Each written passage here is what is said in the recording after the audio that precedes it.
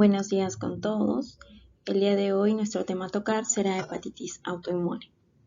Mi nombre es Pamela Cabrera Toribio, médico residente de patología clínica de segundo año. Nuestros objetivos del día de hoy serán la definición de hepatitis autoinmune, su epidemiología, factores de riesgo, patogenia, la clínica de esta enfermedad, las enfermedades asociadas, su clasificación y principalmente el diagnóstico con sus criterios diagnósticos y diagnósticos diferenciales.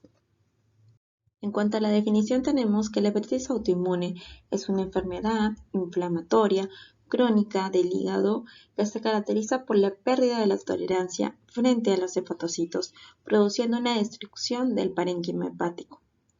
Cabe recalcar que a lo largo de la historia ha sido conocido con una variedad de nombres como hepatitis lupoide, hepatitis de células plasmáticas y hepatitis activa crónica autoinmune. En cuanto a la epidemiología, tenemos que se presenta en todas las razas y en todas las áreas geográficas del mundo. Las mujeres son las más afectadas con una relación con respecto a los hombres de 4:1. Ocupa también un 20% de todas las patologías hepáticas crónicas, una incidencia de 0.67 a 2 por cada 100.000 personas al año y una prevalencia de 4 a 24.5 por cada 100.000 personas al año. Además, cabe recalcar que esta enfermedad presenta dos tipos de hepatitis autoinmune, la hepatitis tipo 1 y la hepatitis autoinmune tipo 2, en la cual ambas van a ser de predominancia en mujeres, que la distribución por edad va a tener dos picos, uno principalmente entre los 10 y 30 años y otro entre los 40 y 50 años. Los factores de riesgo van a ser principalmente la predisposición genética, el sexo femenino, la edad generalmente adultos, entre 40 y 50 años, y los factores ambientales van a ser infecciones principalmente virales, fármacos y también alguna alteración. En cuanto a la patogenia, tenemos que existen tres mecanismos, principalmente el mimetismo molecular, la presentación de autoantígenos y la pérdida de tolerancia. Como ya había mencionado, existen factores de riesgo que van a predisponer a esta patología, principalmente la predisposición genética, los virus, toxinas que se pueden presentar. Estos van a hacer que los antígenos propios, es decir, denominados autoantígenos, sean presentados frente a nuestras células presentadoras de antígenos o células dendríticas, quienes van a presentar estos autoantígenos y van a presentárselos a las células T vírgenes. Estas células van a producir interleucinas que finalmente van a conllevar tanto a la predominancia de interleucinas proinflamatorias produciendo una inflamación crónica en los hepatocitos o llevando a la producción de interleucinas que incrementarán la maduración de células B que finalmente van a convertirse en células plasmáticas produciendo una gran cantidad de anticuerpos frente a este autoantígeno presente en los hepatocitos, por lo cual vamos a tener un ataque constante a estos hepatocitos por medio de los autoanticuerpos. Y también va a haber una reducción de lo que es la tolerancia inmunogénica mediante el bloqueo o la inhibición de las células T reguladoras encargadas de esto. También va a haber un aumento de ciertas interleucinas como la interleucina 17, quien va a producir el aumento de fibrosis a nivel del parénquima hepático. Con respecto a la clínica, tenemos que su clínica generalmente es inespecífica al inicio, predominando entre los síntomas la fatiga. Luego también tenemos otros síntomas como la anorexia, el dolor abdominal, la articular, el prurito, erupciones maculopapulares. Algunas veces esta enfermedad puede presentarse de manera asintomática. Algunas manifestaciones importantes en esta enfermedad son las manifestaciones de hipertensión portal, como son la hepatosplenomegalia, las telangiectasias o una ictericia prolongada, pero también tenemos otros síntomas que van a ser dados principalmente por otras enfermedades autoinmunes, como por ejemplo el eritema palmar, la amenorrea y el hirsutismo. Algunas enfermedades asociadas son principalmente las enfermedades autoinmunes. Entre las más frecuentes tenemos lo que son las tiroiditis y la diabetes mellitus de tipo 1.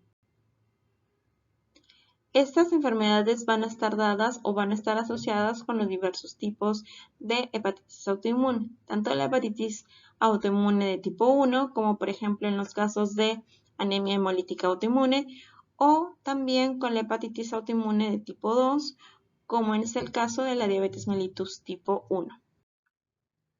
La clasificación de la hepatitis autoinmune va a estar dada por dos tipos. Principalmente la diferencia de estos dos tipos va a estar dada por la presentación, tanto la presentación clínica como los exámenes laboratoriales. En el caso de la hepatitis autoinmune tipo 1 vamos a tener la presencia de anticuerpos antinucleares. También vamos a tener la presencia de anticuerpos antimusculolisos, anticuerpos contra el antígeno soluble del hígado. También vamos a tener los anticuerpos anticitoplasmáticos. En cambio, en la hepatitis autoinmune tipo 2 vamos a tener la presencia de anticuerpos antimicrosómicos del hígado-riñón y anticuerpos citosólicos hepáticos de tipo 1. La distribución en ambos va a ser a nivel mundial. La edad de presentación va a variar, sí, porque en la hepatitis autoinmune de tipo 2 va a tener una predominancia en adultos jóvenes y en infantes. Con respecto al sexo, como ya habíamos mencionado anteriormente, el predominio siempre va a ser en mujeres. Ambas van a estar asociadas con patologías autoinmunes. La gravedad, sin embargo, va a ser mucho mayor en la hepatitis autoinmune tipo 2. Va a presentarse generalmente con hallazgos histopatológicos más avanzados en esta enfermedad, la hepatitis autoinmune tipo 2. También va a haber un mayor fracaso o una mayor recidiva del tratamiento. Con respecto al diagnóstico, esta enfermedad se manifiesta como una enfermedad de tipo crónico, con un inicio insidioso, con síntomas de una enfermedad hepática crónica. Puede ser diagnosticado generalmente de manera incidental.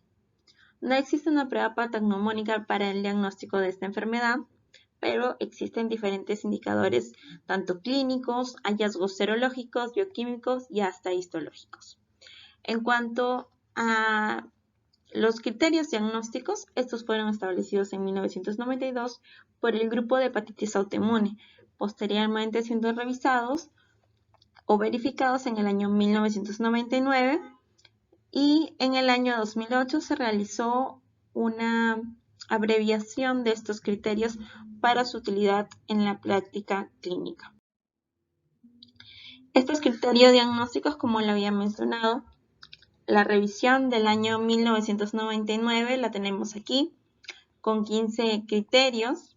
Básicamente, estos 15 criterios tienen una puntuación, la cual también va a incluir lo que es el tratamiento, y según el puntaje que se obtenga, principalmente si este puntaje es mayor de 17 tras el tratamiento, ¿no? Y antes de iniciar el tratamiento, mayor de 15 puntos. Pero luego en el año 2008, como había mencionado, se hizo una simplificación de estos diagnósticos para utilidad de la práctica clínica, en las cuales se utilizaron estos criterios: el criterio de la presencia de autoanticuerpos, que ya las había mencionado, las inmunoglobulinas G, la presencia o ausencia de hepatitis viral, la histología que sea típica o compatible con la hepatitis autoinmune, y luego va a haber una interpretación con puntaje mediante la suma de estos criterios diagnósticos. Con respecto al diagnóstico diferencial, tenemos que descartar, además de otras hepatopatías no autoinmunes como las virales de tipo B, hepatitis de tipo B, hepatitis de tipo C o hepatopatías alcohólicas, tenemos que descartar y considerar otras hepatopatías autoinmunes, preferentemente colestásicas, como por ejemplo la cirrosis biliar primaria y la colangitis esclerosante primaria. Tenemos que ver cuál es la presentación, la diferente presentación de estas patologías. Como podemos ver aquí, el predominio en la cirrosis biliar primaria va a ser, al igual que en la hepatitis autoinmune, un predominio en mujeres. Sin embargo, en la colangitis esclerosante primaria va a haber un predominio en varones. Con respecto también a la elevación de enzimas o pruebas hepáticas, vamos a tener que en la hepatitis autoinmune va a haber un predominio de transaminasas. Sin embargo, en las otras dos patologías, un predominio de fosfatasa alcalina y gamma-glutamil desaminasa. También va a haber una variación en lo que es la elevación de las inmunoglobulinas séricas, ya que en la hepatitis autoinmune va a haber un predominio de inmunoglobulina G. Los autoanticuerpos también van a tener una variación en su predominancia, siendo el que nos va a diferenciar de otras patologías el anticuerpo contra el antígeno soluble de hígado, el SLAP, el que nos va a diferenciar de una cirrosis biliar primaria y de una colangitis esclerosante. Con respecto a la histología, también va a tener una diferente presentación. El diagnóstico va a tener diferentes criterios diagnósticos para su definición como tal. Y la terapia de elección pues también va a ser muy diferente, debido a que la hepatitis autoinmune requiere de corticosteroides, inmunosupresores, mientras que la cirrosis biliar primaria y la colangitis esclerosante primaria van a requerir de ácido ursodesoxicólico.